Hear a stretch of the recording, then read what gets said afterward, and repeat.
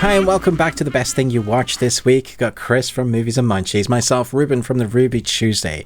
For the last almost 3 years, we've been doing this podcast/videocast where we talk about the best things we watched. And the general formula for that is we take a selection of TV series and movies.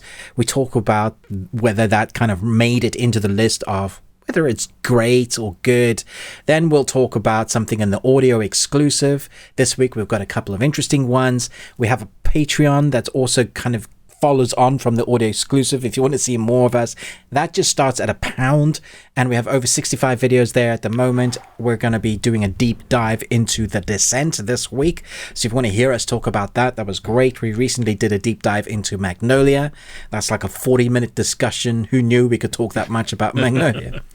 But we're in spooky month, yes. Hence the reason for the way I woke up this morning and Chris's amazing background. But before we start, whatever we do, don't forget to like and subscribe. I know it's tacky asking for it, but it does help us in kind of turning this thing into I guess more than just a hobby. We want to do it more than for fun, make money and do a career out of it. So if you enjoy it and you spend time watching it, do share it around to your friends and family. If you're listening on the audio, like it, rate it, all of that kind of stuff. That does actually help us, and we appreciate your eyeballs and listening. Chat to us in the comments about what you would like us to cover, whether it's TV series, movies. We'll add it to our list because there's too much for us to cover, and a lot of things just kind of, we don't even hear about. We've got like friends on Twitter. I say friends, our community on Twitter that are recommending Paul Nolan. He's often recommending anime or movies or series. So there's just, a good community. So welcome to the best thing we watched this week. Every week we start with a movie quote quiz. And Chris will give us the answers to last week's. And then he will, I presume, give us some more. No, I'm not doing it. Okay, cool. Moving on. Yeah.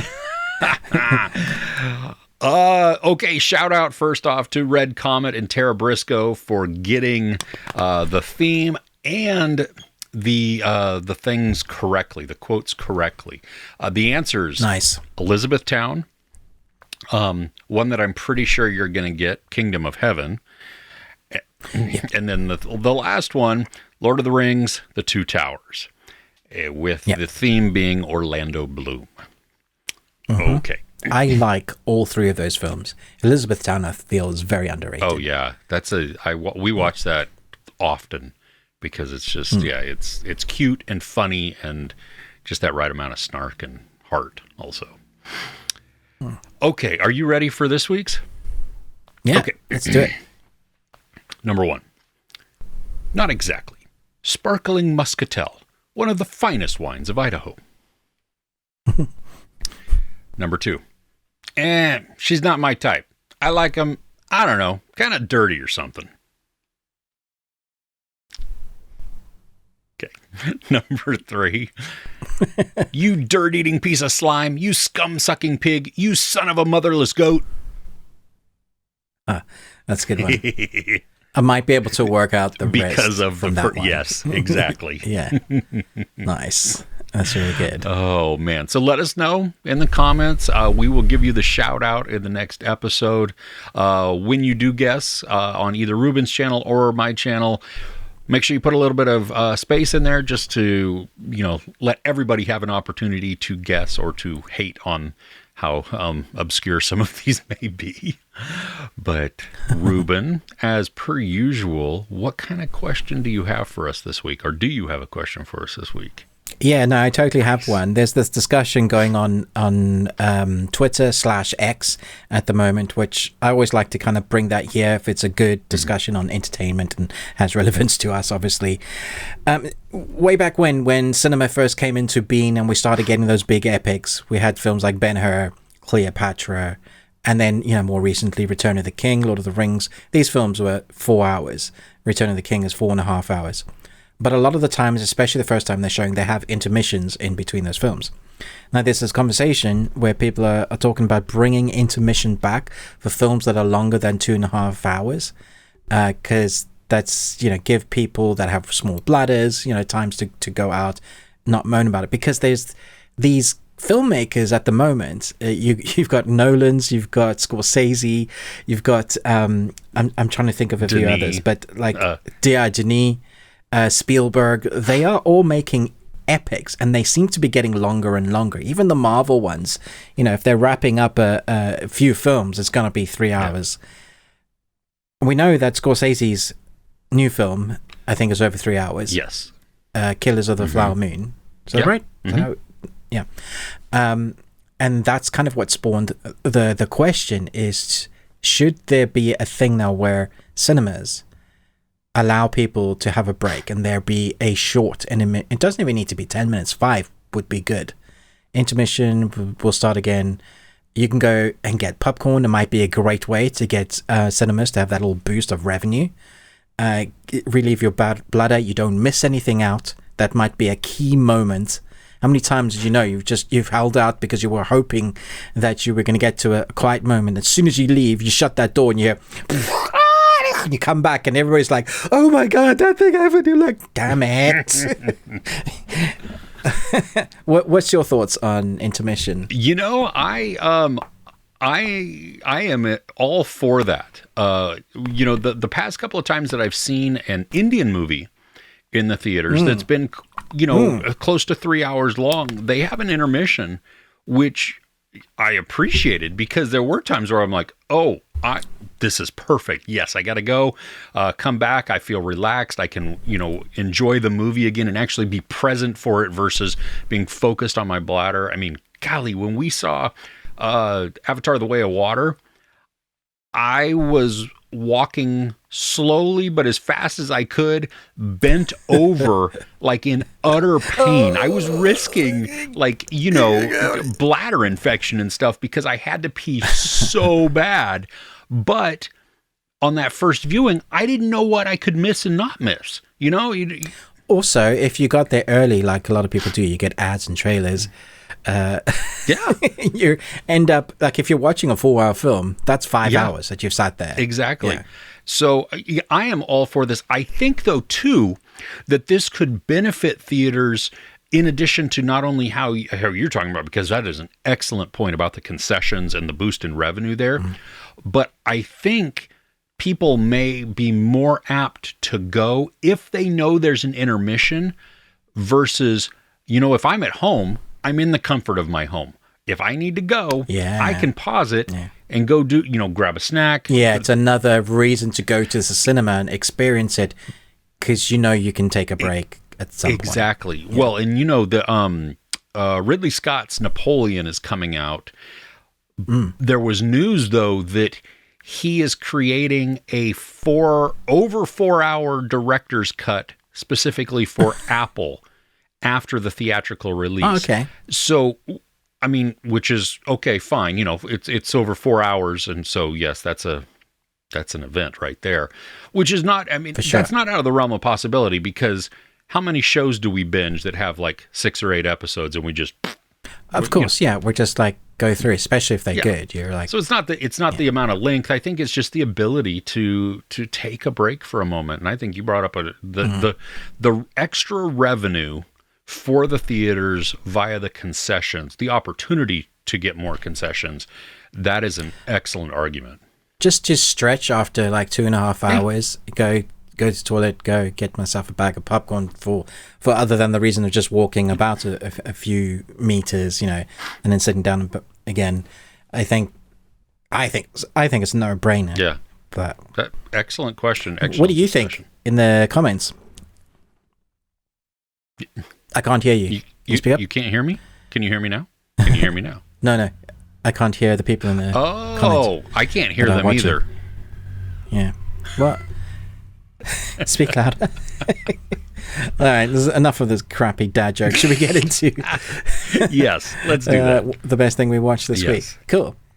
Would you like to start? How much have you got? I don't have very much. Okay, I'll start then. I finally get to talk about the Fall of the House of Usher, because you reviewed this weeks ago, but it finally came out yesterday when we're recording this. I'd had it for weeks, and I'll be honest, the first five episodes. I struggled to get through, not because I didn't enjoy it. I just thought they were very long, drawn out, and I do think it's going to split audiences because for me, it's the least scariest one, but it also has some of the best visually grotesque moments. So there's it's a weird thing to say, that I didn't find it like scary. It was just intense mostly, and then there's some really gross moments. Episode 2, last 10 minutes of episode 2, do not eat while because that is some of the grossest television that would put the Red Wedding in its place. Seriously, unexpected. Yeah, it was. There was a lot. Yes, it was. I was like,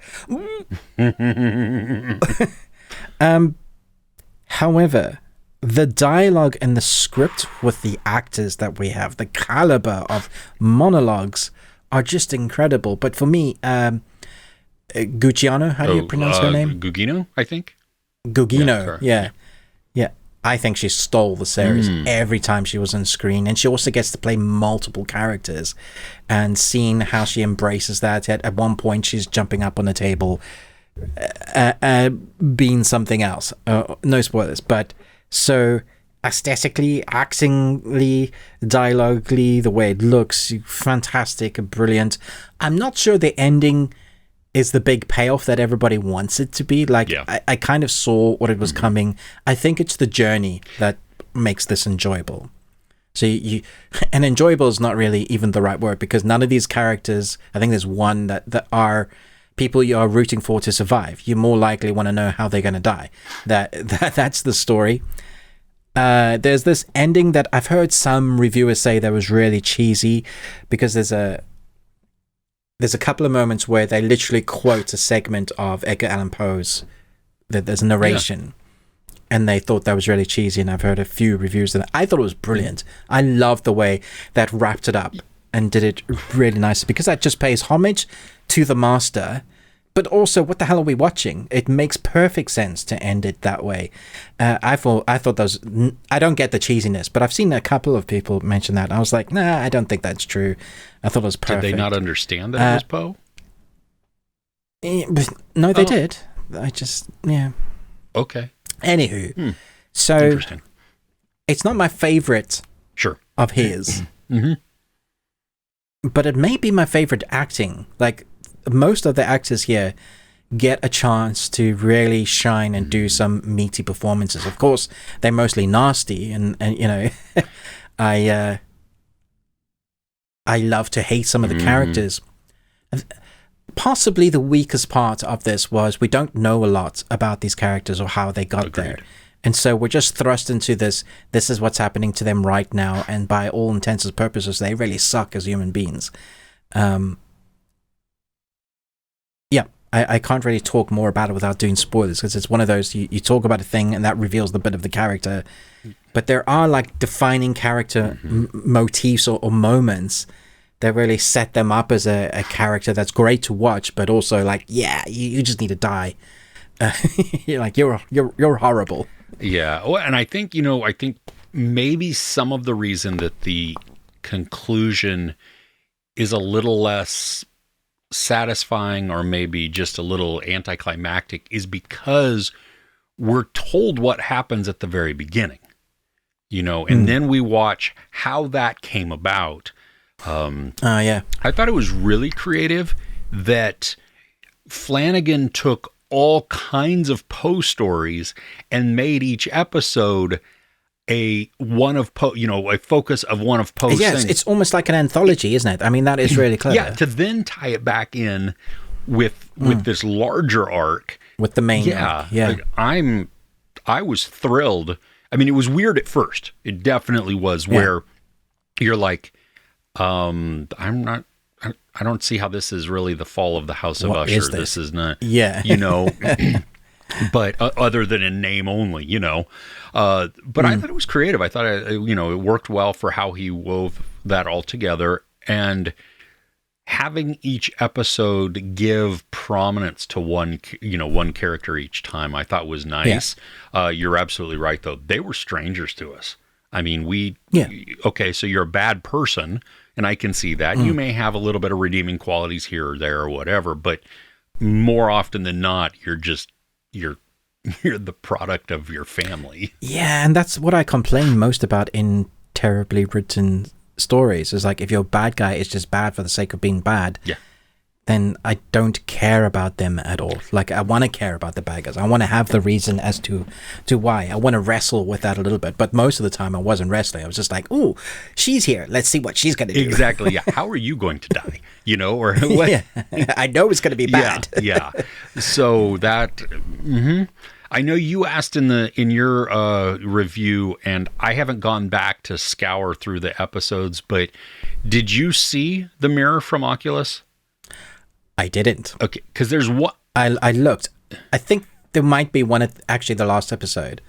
Oh, okay. Where the guy is sitting. It could be. Okay. But I need to go back and check. because there's one episode that focuses on Samantha Sloyan, and there are a lot of mirrors just in the surroundings. Oh, it totally could be. And I totally was like, that's where I really was like,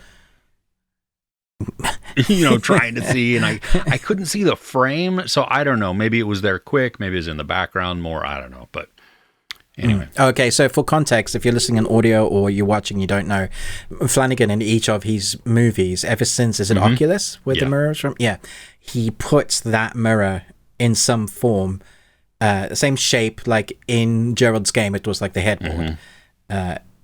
It's in every one of his projects, so it's a little like fun Easter egg. Rather than putting yourself in the movie, do that, which is much better. I love it. Because it's so subtle and creative. Yeah, it is. Yeah, it's really fun. Yeah, nice. So, what's first on your list to talk about this week? This was a surprise for me. Apple has a new series, a limited series with Brie Larson called Lessons in Chemistry. And it's based on a wildly popular book. Didn't read the book. Okay. My wife read the book. My daughter-in-law read the book. They were, they loved the book. Been chomping at the bit for the series. My wife watched it with me. Now, we watched all episodes, so I've seen the entire series. Holy crap. Do you remember when we watched Paul Walter Hauser in Blackbird, and we were like, there was this moment where you're like, he's disappeared. I see this new character and I'm enthralled with him. That's how Brie Larson is in this. Great, because a lot of the time I watch her, and that was what I was worried about going into this. Is it Brie Larson playing a character?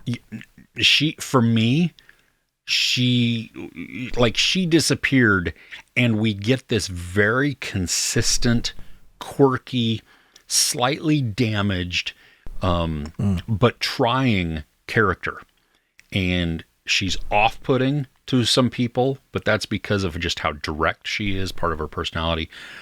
This is more like we get to watch her act in this versus the Marvel stuff where she puts on the suit and just does the action. I mean, you're just directed. You don't do much acting in those movies. Exactly. She is naturally funny, which is outstanding. Like, I laughed so many times in this series, and it is not a comedy. But and she wasn't telling jokes either. That was the thing. It was smart quips, and that's credit to the writing and then her delivery. Because she was able to capture what the writers put down and make it believable and natural in the course of a conversation, which I'm like, ooh, that was burn, or, oh, that was hilarious. Whatever that is. She is, the whole series is about this chemist named Elizabeth Zott, and it's just following her life. And it's more of it's not slice of life, because we get a good chunk of her life, but it's how she struggles, because she is a chemist. She has her master's degree, and there's a reason she didn't get her PhD. But she's working in a lab with all kinds of other chemists who are all male, and they all have PhDs. Of course. And it's period. It is period. Drama. Yeah, it's like late 50s. Early 50s, late 50s, something like that, So there's always going to be that man and the woman should be in the kitchen. Oh, yeah. And there are some excellent conversations that capture it perfectly. Like Rainn Wilson plays the head of a TV station, and part of the context of this is that she at some point is no longer working in a chemistry lab, and she's offered a role to do a cooking show. Now that fits in because all throughout the series, from the very get-go, we watch her cooking, and she treats it like chemistry because, you know, she knows how the chemicals and all of the things break down and attach and everything, and why it makes something better or worse. You know what I mean? And so she's really, it's fascinating to watch because I don't think about that when cooking. You know what I mean? It's like, oh, does that taste good? No, it needs more salt. Yes. Yeah, I have a question. Yes, Is it preachy? Is it men are bad because they look down on women, or does it have its message in there without being preachy? Because it's an interesting balance to try and come across it. I'm going to insult a lot of people, but if you're an incel and you're insecure in your masculinity and you're a toxic person, then yes, it's very preachy, and it's pointing out all of the insecurities that you have as a man. If though you're not, it's not preachy at all. I thought it was funny. I thought it captured the time period perfectly.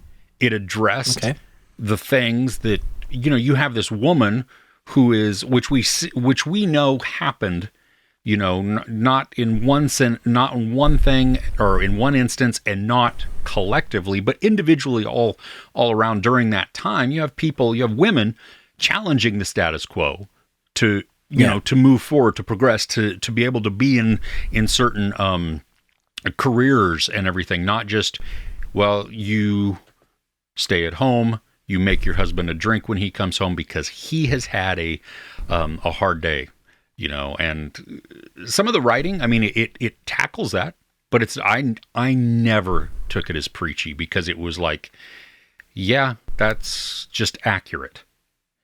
Right. Okay. Yeah, that's good. If it comes across authentic rather than preachy, it's just what was happening in the day. How long is it? And did you watch the whole thing? I watched the whole thing. I binged it over 2 days, and that was only because I ran out of time. Because I was like captivated to it. I was just like, oh my gosh, we got to keep watching. It's 8 episodes, 50-ish minutes, you know. Okay. 45 to an hour or something like that. I guess, yeah. Yeah, it's a decent chunk. Part of it is slower storytelling, not boring. And if you've read the novel, which again I didn't, but my wife did, so she was able to tell me what had changed, what had been omitted. Sometimes they combine characters, or they, you know, whatever that is. Color change? Yeah, they did combine some characters. They flopped some ordering of certain things. They omitted some parts, but she said that it kept to the spirit of the book. So, like, she was satisfied with it because it didn't deviate so far from the story where it's telling something different. It was just like, well, for the visual medium, we're going to do it this way instead. And to cut down on the number of characters that we have, we're going to take this person and this person, and we're going to make them one. Something like that. Bill Pullman's son, Lewis Pullman, who's in Top Gun Maverick. He is the other star in this, and he is awesome. Together, he is quirky in his own right. He is damaged in a way also. There's a whole storyline for him. It was just the way it all comes together, I thought was beautifully executed. You get humor that fits well, that is not forced. You get a lot of drama. You get a lot of heartfelt moments. There's a slight mystery to a character's like background. It's pretty predictable. But again, that's not detrimental to the story that you predict it, because it's actually the outcome you want. So how how sciencey is it? Is it like, because I love stuff like Bones, the series. They used to like really go into like how they're getting the body and like putting in pieces, because it's called Lessons in Chemistry. It alludes to some of that. There is some of that. I mean, you don't need to understand it, because she breaks it down, they break it down. And when they go into, when we have sequences of them in the lab doing experiments or something, it's either edited so that it's compressed, so that we don't lose interest of watching somebody watch. Yeah, of course, you don't want to like actually Bunsen burner. Exactly. Like, yeah. Like, minute 17, nothing Potions has class happened. live. Yeah, exactly. But so it moves along quickly. It explains enough about things, but the science itself is not the central focus. It's the building block for the whole series, and why she is where she is, and how that then puts her on a course to where she ends up. But it's on the cooking show on the TV. That's part of it. The focus. That's part of it. It's more of her emotional journey, right? And watching her grow, and because we that must be tough to end. Does it have a good ending? I loved the ending. I thought it was very sweet. Okay. It was very satisfying. If you're a cynic, it's schmaltzy. But you know what? No, I need that in my life. Yeah, no, it was a pleasant, satisfying conclusion. It felt natural. Also, we do get a little bit of time jumps here and there throughout it, but it's not so big, and it's not so confusing or anything else. I mean, it ends, I think, at least for me, how I wanted it to end. Oh, great. Yeah. Okay. So that's good. Yeah, sounds really interesting. I'm definitely putting that on my watch list. Dude, yeah, it is. It's the first 2 dropped already, first 2 episodes, and then it's 1 episode after that weekly. Yeah, and because they're long enough, it's I think it's worth hanging out and watching it each week. After episode 2, that they are just cruel by only dropping for 2 episodes, because after episode 2, you're going to be like, what's going to happen next? Wait a minute. Well, that keeps you invested. I remember when Friday nights were like events on TV, you getting that end, you're like, damn it. Especially if it was a 2-parter. Yeah, yeah. So put it on your list. I mean, I gave it 5 out of 5. Oh, okay. So loved really good. It. Yeah. Nice. Okay. As of recording this, Amazon Prime Video, well, they want us to call it Prime Video. So Prime Video released a new film that they recently acquired called The Burial. Stars Jamie Foxx, Tommy Lee Jones, Journey Smollett, Alan Ruck, and one of my favorite actors working at the moment, Mamadou Afi. However you pronounce his name, dude is a legend. I like him so much. Yes. I pronounce it Atier. I don't know if that's right. Atier. Okay, I'm cool. Just making I have no idea. Okay, so I wasn't expecting much from this movie. I know it's based on a true story. I think that there's a lot of this that is true. And I expected the performances to be somewhat good, at least with Tommy Lee Jones. But when it comes to Jamie Foxx, there's some performances that he chooses that are just don't work for him, or the way it was directed, the way it was edited, don't put him in the best of light. But then there's some that are just phenomenal. So I find like a mismatch. I mean, I guess that can be with any actor, but for the most part, when it's Tommy Lee Jones, I'm just like, yeah, I know he's going to be good. just whatever. Surprisingly, it is them that holds your attention. Their relationship that they form is the thing that carries this movie. But then you get the true story. It's a David and Goliath story. It feels like you're sort of on a John Grisham story, but lawyer. Okay.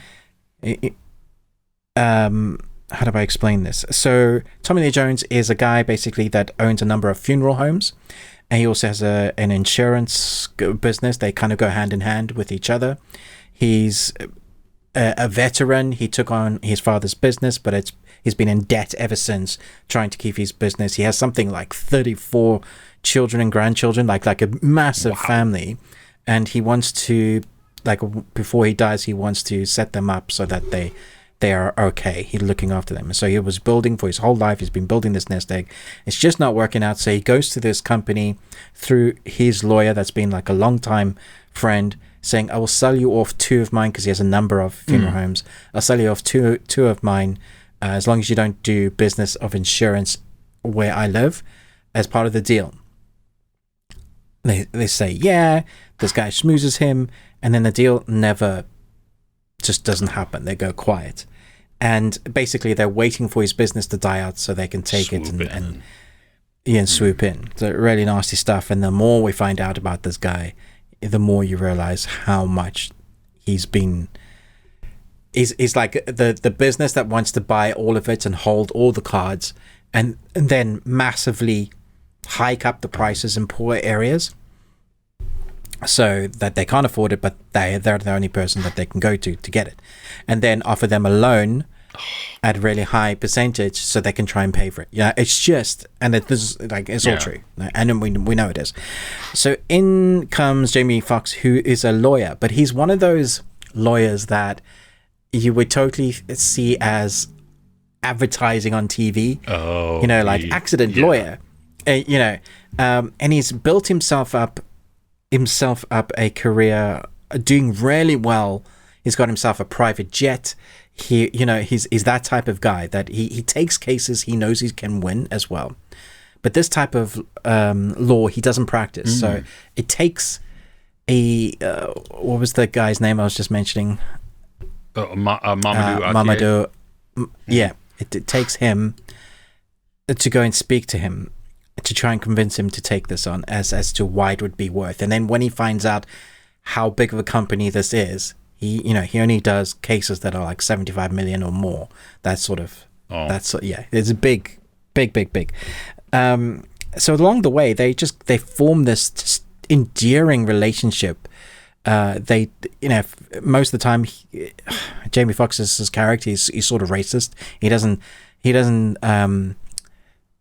doesn't deal with white folks ever. He only takes on black clients. Yeah, that's fair enough.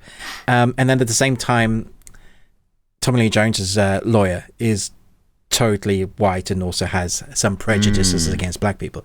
So it has this underlining conversation that's going on. And in the place that they're going to be trying their trial, great, is mostly African Black American as well. So the jury is mostly black. The lawyers from both teams are the best of the black. So you have this war that is color without it even being about color.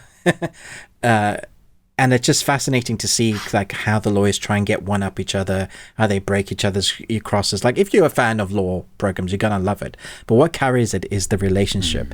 So there's not any action, there's not any like tense or thriller, but it surprisingly is tense because this guy has his whole life hanging on the line in this. Like if he loses it, he's gonna lose everything. And the same with the lawyer. Like if he loses this will be like his company's, his law firm, probably down the drain because he's putting a lot out there. He's never lost a case. Like it's as massive. This company will decimate you because they have lawyers that have lawyers. That sort of thing. And so it's definitely a David and Goliath story. But I was surprised at how entertaining this was. It's totally slow. It's a film that's as basic as you expected. It's these guys trying to beat these guys in a trial, and for some reason it just has that magic that keeps you riveted and keep watching. And I was like, yeah, I know it's not as good as, let's say, The Firm or those sort of big lawyer films, but this one just has heart. You kind of really like the characters, so you're rooting for them, which is probably why it's tense. Well, and a lot of the time courtroom dramas are more thrillers, or at least some of the blockbuster ones are more thrillers that involve court cases. So this is a very dialogue driven. Is that? Yes, massively dialogue driven. Is it? Is it smart dialogue? Like, does it, or is, like witty and just it's like you should pay attention to it. It's not something that just plays in the background. No, I don't think so. No. There's very little phrases that you won't get, like if it's lawyering, but it's not dumb. At the same time, it's like, it's all about relationships. It's about his wife, Tommy Lee Jones's wife, and what they're going through with their kids. And there are moments that are just spectacular, especially when they start. There are moments when they've won the day, like in court, and how they do that. It's just, that feels smart and clever. Awesome. Yeah, I don't think everybody's going to tune in. They'll look at the synopsis and go, "Yeah, this looks boring as heck," and I'll be like, "You're going to miss out." Good to know. I'm going to put it on my list. So that's rock on. Okay. My next one is an older film. I've been going through horrors, thrillers, stuff like that, just for fun, because it is spooky season, and, put out some reviews if I can. I'm trying to just get on things that aren't necessarily current. I've watched some that are from decades ago, and like one that I'm going to be talking about in the audio only. It was an experience. But I'm trying to hit things that I've never seen before. I was looking on IMDb, just going through like some of the, just horror lists, just to try and get some ideas. And I saw one, and it was called Ouija, or Ouija, however you want to pronounce it. And I looked that up, or I did a Google search or whatever, and one of them said Mike Flanagan directed. And I'm like, ooh, okay. So I find, it's on Netflix. It's from 2014. And I'm like, sweet. Start playing it. I'm like, why does this say Styles White? Yeah, that's exactly. And I'm like, this doesn't feel like Mike Flanagan. This is kind of dumb. So I paused it. I re-looked up first off, I looked up what title I was watching on Netflix. And then I looked that up on IMDb to find out that I was not watching the same movie I thought I was watching. Brilliant. Mike, did you continue watching it? No, I did not. Okay. So 2014 had the movie Ouija, or Ouija. Yeah. 2016 had Mike Flanagan's prequel, Ouija, Origin of Evil. What? That is also on Netflix in the U.S., and that's what I want to talk about. Okay. Much better. That's so weird. Much better. Okay. So it is this prequel, and yeah, because I saw enough of the first movie that you see ties to it. But this has Henry Thomas and Henry's no doubt, and Elizabeth Reeser, who's been in a lot of Flanagan's things as well. And the premise is, it's in the 50s. Oh, Kate Siegel? Barely. She's in it for just a short period there. She's not essential for the story, but she does help set it up, I guess, just introduce us into the world there. You have a single mom with two daughters living in this house, and the mom works as a medium, as a fortune teller, just... Is she a real medium, or? Well, she does scams. She basically fakes it all, so that she can pay the bills. And that's how they get money. Yeah, exactly. Yeah. And her daughters are involved in the scheme as well, and everything else. Well, and the shaking the table, the whole thing. The lights are flickering. Yeah.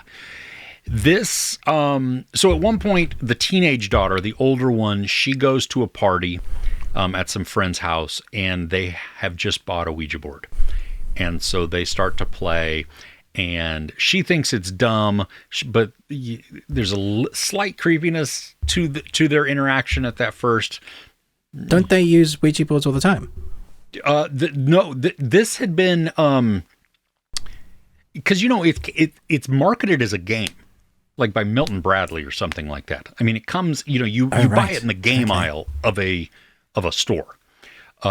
And so I don't think that should be correct. No, I don't think that's right. No, but that's how in America, that's how it's been marketed forever.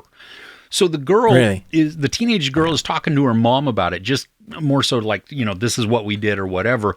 And the mom was like, ooh, that would be a great prop for us, and for her thing. True. So she goes and gets one. She jury rigs it so that she can manipulate it to. She can move it. Yeah. Exactly. Okay. And then while she's doing that, some creepiness happens. And this is then when we start to get into the supernatural element. And why though? Why does it start happening? Is it just that Ouija board? Yeah, it's because the house has spirits there. Oh. So, and the little girl is the one who is most affected by this. Like Flanagan does in most of his things, you will see things in the far background that that's so creepy. Necessarily moving. You know what I mean? And they're not in focus. And then all of a sudden, maybe some light will shift or a character will move, or it will just be the character doing something. And then you finally notice what it is in the background. You're like, that's not right. There are some jump scares, the musical stings and stuff like that. So it progressively gets crazier and crazier until the final act. And then it just goes balls to the wall nuts. And you're like, oh, really? What in the crap? It is, this is not a happy movie. Okay. And he doesn't do happy movies. He doesn't. It is very satisfying. Very satisfying despite not being happy. So does it have a satisfying ending? For me, yeah, absolutely. I laughed. God damn it, Chris. It's not a happy ending, is it? No, it's not. I laughed. And then here's the other thing too. If you're going to watch the original, which I'm not sure I recommend, but whatever. At the very end of the credits, I mean, this is post credits. There is a scene that then ties in to the original, which I thought was very clever. That's a prequel. Huh? The 2016 is a prequel. 2016 is a prequel, yes. So it came after, but Mike Flanagan included this segment so that it would tie in even more to its predecessor. That's cool. Yeah, no, I thought it was great, but I watched it on Netflix because in the US it's on Netflix here. They put up the here's other suggestions right when the credits started. And I'm like, I don't know. So I just moused up to watch credits and then sat through it all. And then I got the scene. So I'm like, that sucks. Netflix, you shouldn't do that because people will miss that little bit. They will. Yeah. Nice. So do you think I'll enjoy it? I think yes. You won't enjoy all of the freakiness, I think. And it's not terrifying. It was freakier and more creepy than I thought it was gonna be. We watched it late at night. My wife was very freaked out. We watched some Schitt's Creek afterwards just to put on a happy a happy mood and stuff like that. So it does have that intensity to it, and that moment, some of these things where you're like, that's. And because the last act goes very dark and just, yeah. Is there a place in the movie where the characters are kind of okay and they think they've won and that I can just switch off? No. Damn it. Okay. I love how it builds in this. I mean, I was really surprised by it. Not because Mike Flanagan did a good job, but because I had not really ever heard anything about this movie.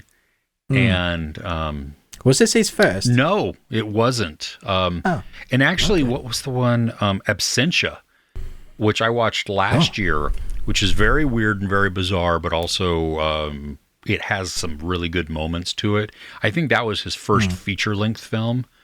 It's not awesome, but it is worth watching once, so.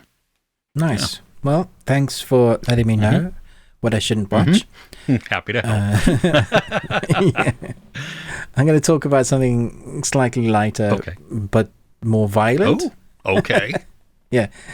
Denzel's The Equalizer 3. I finally got to watch this.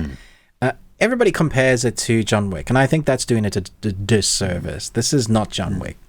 It's a man with a history and a past that used to work for the government in an organization of the government that doesn't exist. It's that sort of clandestine. He's retired, he's stopped, but he keeps getting pulled back because a friend that used to be his handler or his boss has asked him to deal with something. At the end of the second one, that handler is killed, and has asked him to look out for a certain family member. That's kind of the premise for this story. So it's got like a nicely wrapped up trilogy. So we're set in Italy. So a lot of the shots that you find in this is very reminiscent of noir spy thriller, but with like beautiful alleyways, small steps, close corners. So that combat that you're going to get between the handout combat, between the fast kinetic action like he does, like, you know, and there wasn't too much of it, but you just saw him do it, because in the first two movies he was like timing, it's going to take me 6 seconds, 9 seconds. That was the gimmick that they used, how quickly he cleared the room. This time it's more like old man Denzel. He gets injured at the beginning of the movie, and that sets up for the reason he's like going to stay in this place, and that kind of thing. It keeps going on, and the reason why he involves a certain somebody. Now, the person that he does get to work with in this film is the same young lady from Man on Fire, which is what's her name? Dakota Fanning. Dakota Fanning. And it's, I was talking to you like off air, it's kind of like an unofficial reunion, as if he survived, and you know, they don't talk about it anymore, but many years later, you know, he kind of needs it and pulls back. I like to think of it that way, because I loved Man on Fire. It's still one of the best films of all time. I think might be Tony Scott's best. Dude, it's such a powerful movie. I love that movie. Oh yeah, it's awesome. It's so good, and it was great to see them in moments on screen together again. What is nice about this film is it does spend time getting you to like the characters that where Denzel's character is, where he's kind of getting used to the culture, the people, how wonderful the people are. So when stuff starts happening to the people, you really care. And so you have injured Denzel getting himself to a place of where he's better again. And, you know, once he is, he's going to start taking out the guys in, and it's often brutal. Like it's harsh, like the way he kills them, and it's fast and it's not for like, it's not for prettiness sake. It's just to kill efficiency, you, right? Yeah. And he does it great. So you feel his age in this, but I think it's on purpose. Because he is retired. He's kind of want to stop, but he's got something to finish up before he's going to stop forever, I'm guessing. I'm pretty sure we won't ever get another Equalizer. I think this is the story that they've wrapped up and they're finishing it. Surprisingly, the action is better than it is in 2. It's probably on par with what you get in 1. But the way the story, I think it has a better emotional beat. So it may end up in time being my favorite of the 3. At the moment, I probably still rank 1, 3, 2, okay. But for me, I think 3 is way better than I was expecting. You always think that the third one's not going to be great, and it's always a surprise to me when they are. That's fine. I've only seen number 2, which I know doesn't make so you've any seen sense, but you've seen the. I mean, it's still fun, but it's like compared to 1 and 3. Yeah, I wasn't as impressed with the ending of. Yeah, the ending wasn't great too. I think that's what everybody was. It just kind of devolved there. But I mean, the beginning with him and the credit card. They should have done some kind of either Uber ad or a credit card ad with them. You know what I mean? Yes. 5 stars. missed an opportunity. Some tie-in marketing there. Yeah. Oh, do you? Does this one end in a way that feels like it is wrapped up, or does it leave it kind of? You know, they don't like allude that it's going to do any more. Yeah. But it is in a way like you're satisfied with where he's at. Okay. Yeah. Cool. So they could if they wanted to, but there's no need to. Okay. Yeah. Nice.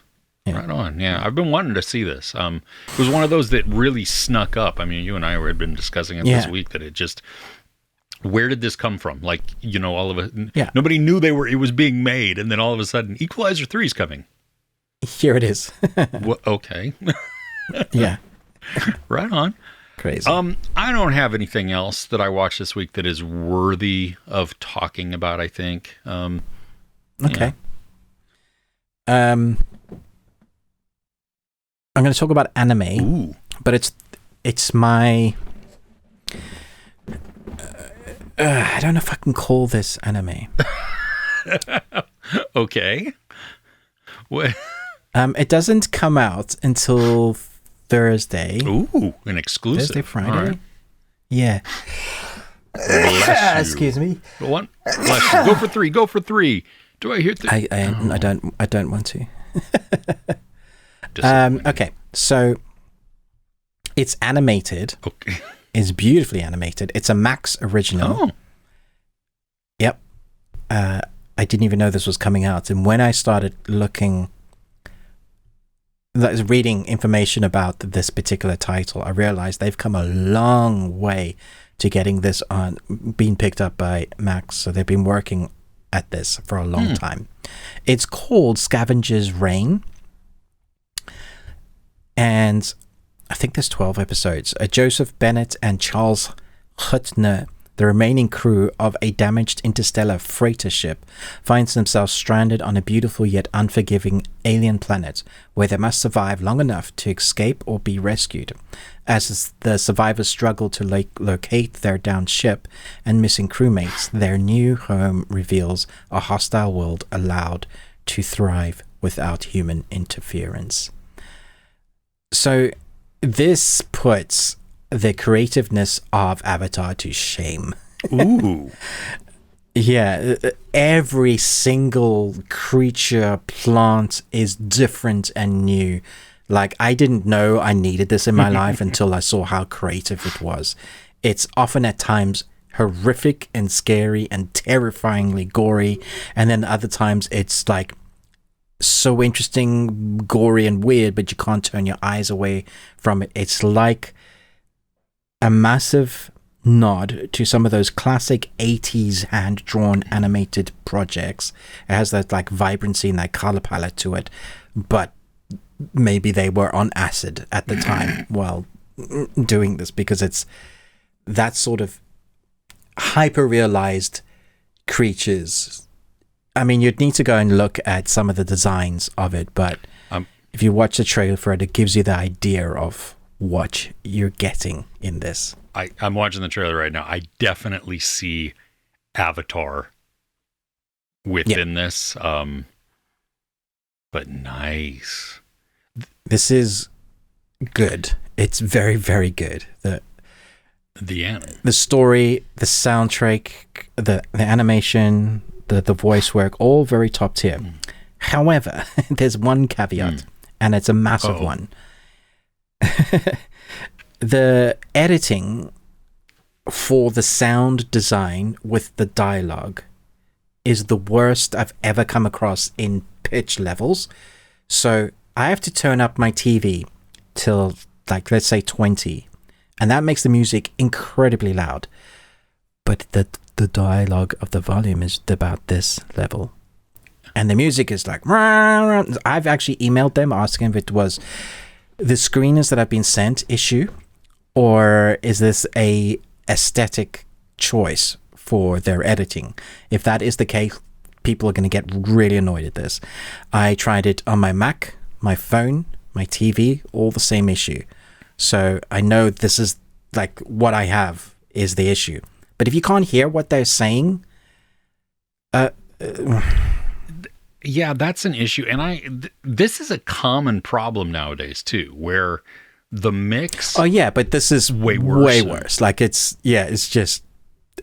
can't be the actual edit. Like this can't be right. Yeah, I hope so. That is. But how many times are you like up and down and down in TV series and movies now?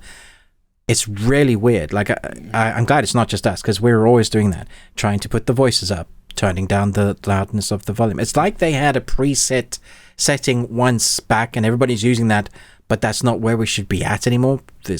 Well, yeah, because, a theatrical mix is different than what should be for home. And you should, if you have like an Atmos system, Dolby Atmos, then you can replicate some of that, but that should be a choice within there. Like it, defaults to something that most people have, stereo mix or a 3, a center channel and 2 surrounds or something like that. I mean that because you want to be able to hear the dialogue, because really otherwise why do you even have it there? Because it's so beautiful.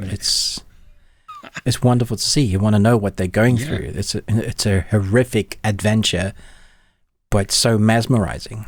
You really feel like you're like transported to another planet of wondrous things you haven't seen before, which is great. Yeah, to explain it, like you just, how are they going to breathe on this planet in certain places that have noxious gases? You literally take a creature and you stuff it on your nose and it enables you to breathe. And like, I wouldn't have thought of using a creature. I would have used like their oxygen tanks or whatever, but they're combining like biomass with electronics, and it's nice. It's really smart. Very cool. And so this comes out on the 19th. 12 episodes. Did you watch the whole thing? I haven't. I'm 5 episodes in, so I don't know if it finishes well, but so far I'm just like, I'm locked in. This is excellent. Well, and it looks like, at least according to IMDb, they dropped the first 3 episodes at once. Do you know, is it then weekly episodes, or are they dropping a couple each time? They haven't given me like a press release for it, so it may be slightly early. Maybe they'll release information. I presume it's going to be one, because that's generally what Max does. It's normally the one. How long are the episodes? Yes. Okay. Fair enough. Good. No, I'm double checking now. I want to say like standard 25, but I feel like they're longer. Okay. So I'm just going to click a random episode, and it is going to tell me now. Okay, 24 minutes. Okay. All right. Yeah. So is it worth watching one at a time if that's how it ends up releasing, or chunking it is? Yeah, I think one is fine, because there'll be a lot of times you'll be like, what the hell is this? What trip is it? And I think they generally have individual episodes titles giving you a story of what's happening in that bit. So there's a big arc, but they're normally got to do something in that episode to survive the planet once more. So yeah, I think individual episodes are fine. Okay. Cool. Yeah. Nice. All right. Do you have anything else? I have. We're going to talk about our horrors. That's right. What the heck? We have 2. Yeah, so we have one we've chosen by ourselves each, and one that we were watching together. Well, then we have 3 then, right? Well, I thought we were talking one in the audio segment. Oh, that's right. Okay. Yes. Don't pay any attention to Chris. It's early. He has not had all of his coffee yet. It's not early. What are you talking about? I know. Okay. So do you want to do the one that we're talking about together, or? I don't mind. Okay. You pick. You go for it. Okay. Let's do our individual ones, and then we'll save the one that we can both talk about. Okay. So this is not a new movie, and it's more thriller. I don't think that everybody likes this movie, but it's been on demand and for rent for a long time, but it just came to Netflix in the US also. And it is called, oh crap, I was gonna Deliver Us from Evil, because the poster, the D and the evil are bigger, so it spells out devil, and so that's what's always in my head is devil, and I'm like, that's not what it's called. It's Deliver Us from Evil, and it's Eric Bana and Edgar Ramirez and Sean Harris. And it's based on a true story, based on a real person, real people. And so we follow this detective who is working cases in, I'm pretty sure it's New York. The place is really unimportant. And he comes across some just very horrific murders. And he discovers that there is a tie between them. These people seem to be going nuts a little bit. They're doing things that are just beyond like cruel. These are going very, very dark. And in that, he also meets Edgar Ramirez, who is a priest, sort of. He's an exorcist, and he's not what you think. I mean, if you look at him, you would not think priest.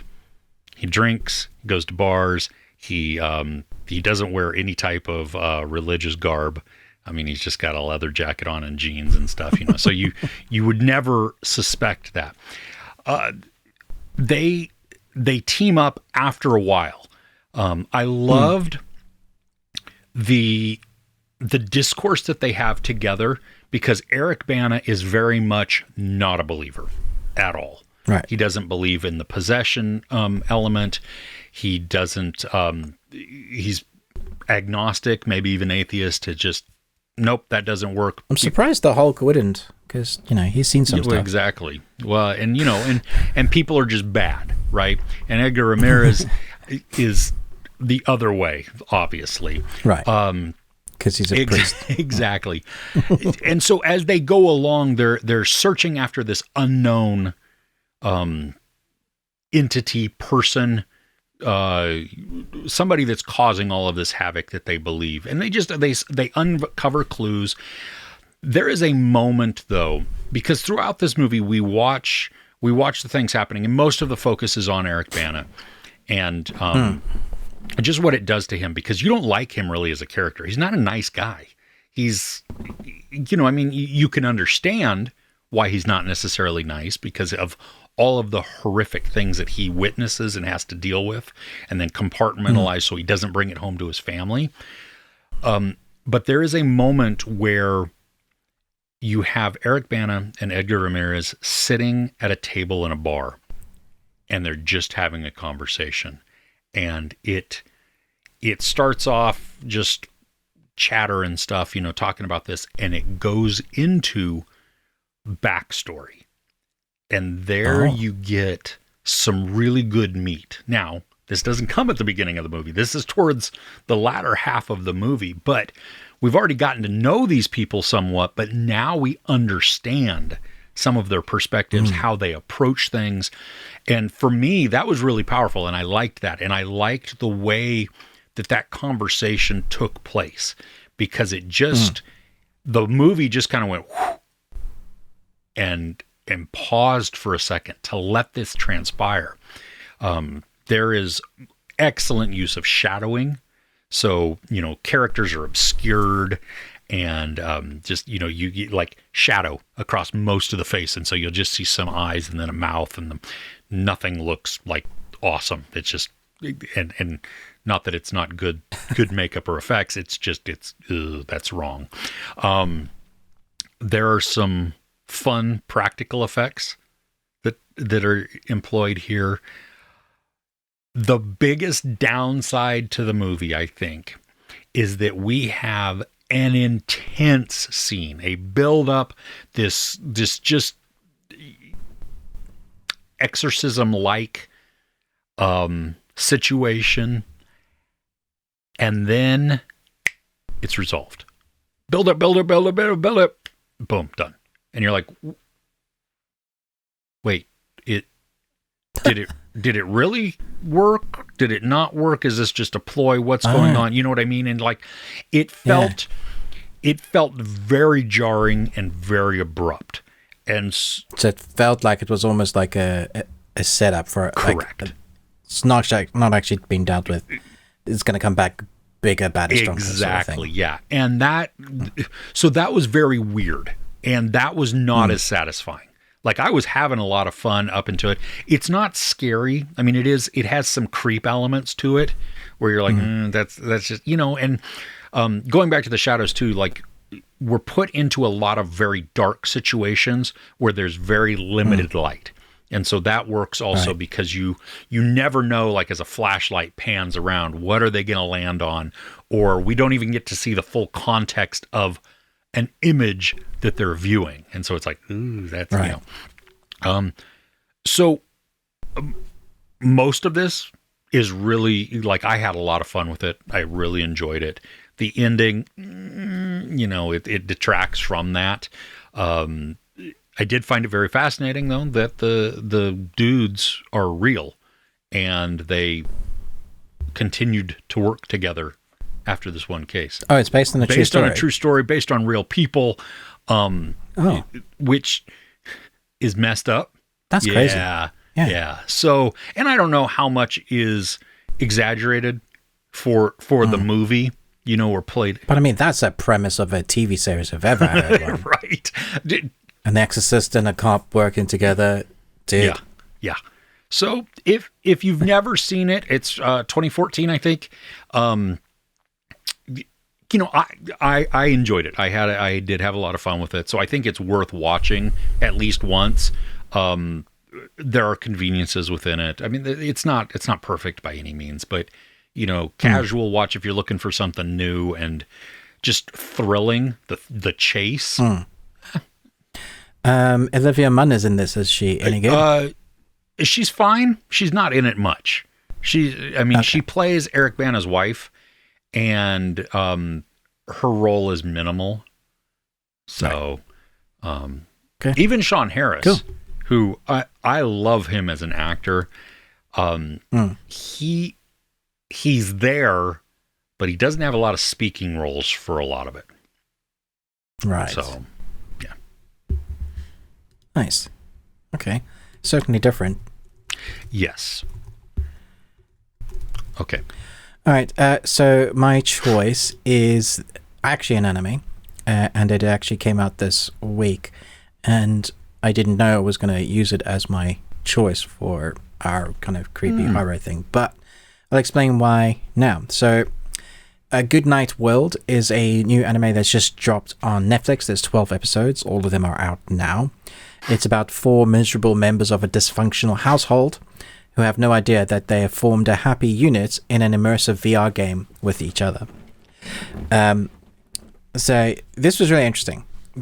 It feels like 2 different series, 2 different storylines melded into one. You have the first 6 episodes, which show us how dysfunctional this family is. They're just broken. Something's happened in their past. The son spends all his time playing this game called Planet. It's very similar to the premise at first of SAO, which is Sword Art Online, which was very popular at one stage. And it has similar premises because a lot of anime has this thing where characters don't like their life. They go into another world, and that's the world we're experiencing. And a lot of those are fun and good, and I don't mind those animes at all. Except we spend a lot of time on Earth, and we see how they deal with their life outside of the game. And how hard it is and how horrible it is. That's kind of really the setting up of the first 6 episodes. Then the anime twists itself on its head with almost like... the best way to describe this is if someone was trying to do an Inception anime, Christopher Nolan's Inception, that's what this would be, but on a more horror scale. Yeah, so we're taking a popular topic to talk about nowadays, which is AI. So everybody's talking about it some way. You implement AI within a VR game, and then you use Inception sort of storytelling, and that's what you get in this. So at the one hand, you have a family unit that's broken. You want them to get together and sort out their issues and brokenness. And the father, you have a father that's just can't come to terms with what has happened. You have the son that blames the father for what has happened. You have the mother that can't stand the father and has left the household. And you have the brother who despises everybody in the family, including his brother.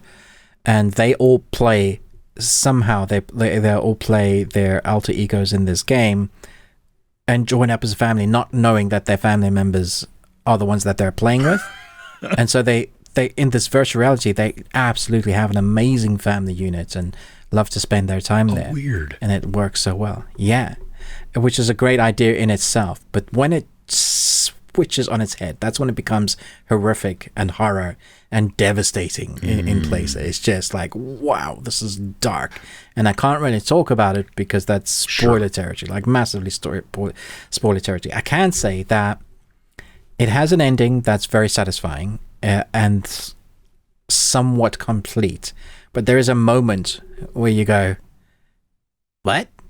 Similar to Inception or other Matrixy movies, you know, where the spinning top is like spinning. Is it about a fall? Isn't it? It leaves it somewhat open like that. And in my comments alone, everybody was like, but tell me, explain why it did this thing. And I was like, I'm not getting into that. I think that's gonna be up to your. I know where I think it's going. Oh, that's fun though. I love it when those type of things create that discussion. Nice. Okay. So this was a surprise because I would have been happy if it was just that SAO type, but then it does something different and it actually gets quite complicated. Like you have to follow it to understand what the hell is going on. Nice.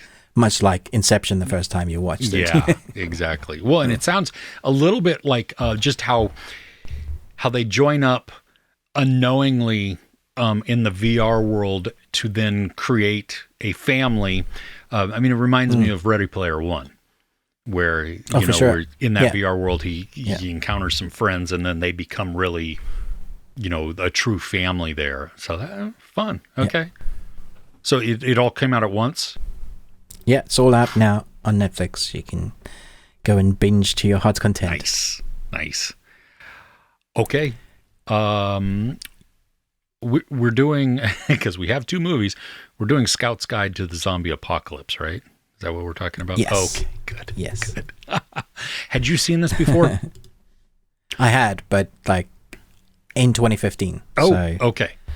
8 years ago. Okay. Yeah. I had never seen this. So this was the first time watching it. In the US, it's available on Paramount Plus.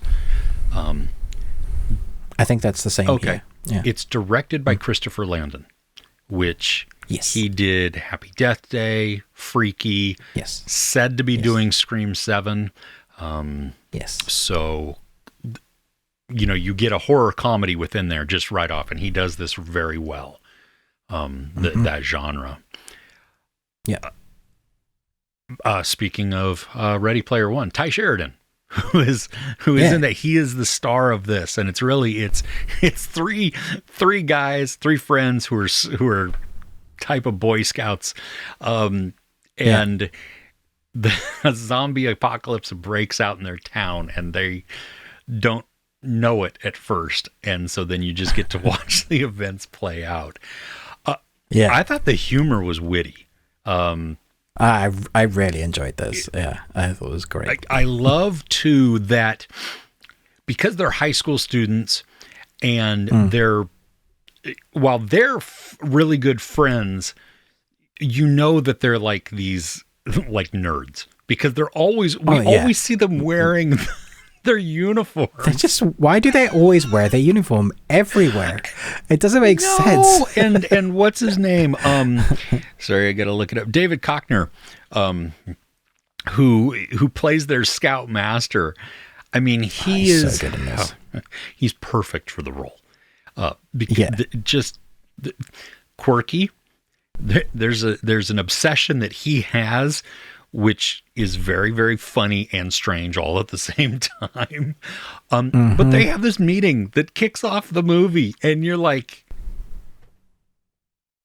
there's three scouts here. No one else. What in the world? And no one's coming. No. You immediately feel sad for them. You do, yeah. And especially because at the beginning, at least one is taking it very seriously.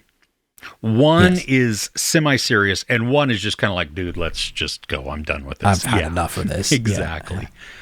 But what I really like is that they introduce a character that is meant to upset our expectations, because yes, it's a female character, and she's beautiful female character. You think she's one thing, exactly, but not. And that's where I love what he does. What Landon does with this is that he takes this stereotype and then says, "No, we're not going to go there. We're going to do this instead. We're not going to do that." Yeah. Tell me some of your thoughts on it. Yeah. It reminds me a lot of Shaun of the Dead, actually. There's a seriousness to it, but a comedy, a part of that really works. There are moments where you'll have a granny that has fake teeth, so she can't bite, but then she's biting the butt of a kid, and it's like, I got bit over the ass. And I was just like, that's funny. That's funny to me, that a zombie without the teeth, you can't actually get what it needs, but also an old granny zombie is biting your ass. There are moments in this movie that I just thought really worked. Cute moments as well, them trying to like buy alcohol, they can't do it, and it's kind of where they meet the girl, and like they're giving the dude at the hobo. The guy that lives in the street, and he's like buying everything but what they need. It's just like, oh, he was funny. Yes. There's characters that you love to hate. The sort of jock boyfriend. Oh my gosh. And there's always the girl that one of the kids is pining over. You have to have the ticks. Yeah. But at the end, I was very satisfied with like how it goes to like the heroes, the weapons that they use in the rave party. I thought that was a lot of fun. Yeah, I did have a lot of fun. I didn't know what to expect. I mean, I thought it was going to be silly, and I thought it was going to be. It totally is that. Yeah, absolutely. But it really. I should have expected it to be as funny as it was, and as engaging. It's endearing, I thought, because it is coming of age as well. And I cared about the characters though too. That was the thing, that it wasn't just the here's the story, we're going to thrust you into a zombie thing. It's we're watching this drama play out between the friends amidst this this backdrop there, and which is why Shaun of the Dead works, because you love the characters and you're rooting for them. This is this similar kind of feeling. I'm not saying it is as good as Shaun of the Dead. I'm just saying that it's much better than people will ever. You look at the title, Scout's Guide to a Zombie Apocalypse, and you think, oh, that's going to be crap. And it sort of is, but it knows what it is. And it's kind of why it makes it fun. Well, and I loved, they go, when they go to the hardware store, which is great, because you have scouts going into a place that, or maybe it was a sporting goods store. It doesn't really matter. They know how to make things out of things. You know what I mean? Yeah, that because they got all these badges for the various things that they've done. They're going to MacGyver this zombie apocalypse. It is. And what they come up with is fun. There is a sequence in a house in a room and involving a trampoline that is just... It was nailed by that's one of the funniest things. At one point. It's like... yeah. So, it was so funny though. I was like, well, you don't see that every day. No. Oh my gosh. Yeah, no, this was, I'm glad that you put this on my radar, because I had seen it a bunch of times. I had it on a list, but it was not anywhere near the top. It was one of those that maybe sometime I'll get to it. The movie poster is not that inspiring. No, it's not. Yeah. And it looks cheap and very low budget, and yet it surpasses that considerably. It's pretty good. Yeah. It's surprisingly good. Yeah. No, I was really loving it. Yep. Cool. Well, thank you for giving that to me, for letting me know that. the suggestion because, lots of fun. If you like Dale versus Tuck and Dale versus, and you like cooties, this is like up there. Yeah. Up that sort of. Yeah. This. You got cooties. What a great movie. It's just so surprising. I had fun with that. Oh, man. All right. Well, we are going to be talking about a movie from the early 2000s called Ghost Ship in our audio only section, which we invite you to do that. You can find it on any podcasting platform that you happen to be on. Do all the YouTube-y things, like, share, subscribe. And yes, as Ruben had said, it's cheap and rote and sounds baggy, and we get that. But it does help. When you hit that thumbs up, it actually tells YouTube to help put this out to more people. And so we would appreciate if you could do that. We have a Patreon opportunity. Ruben said over 65 videos. Holy crap, dude. That's a lot. And we're doing some more. We're going to talking about The Descent, doing a deep dive into that today. So that'll go up on the platform. There are a few that are outside the paywall, so you can get a taste of what we do. It's patreon.com/thebeardedones. We'll have the description. We'll have the link in the description. It's also on the screen. We're very thankful for the patrons we have. It's a great little community. And we invite you to join there as well. I think that's it. Did I hit everything? Okay. Yeah, I think so. Cool. All right. Well, hey, we will see you next time. Thanks for joining us. Take care.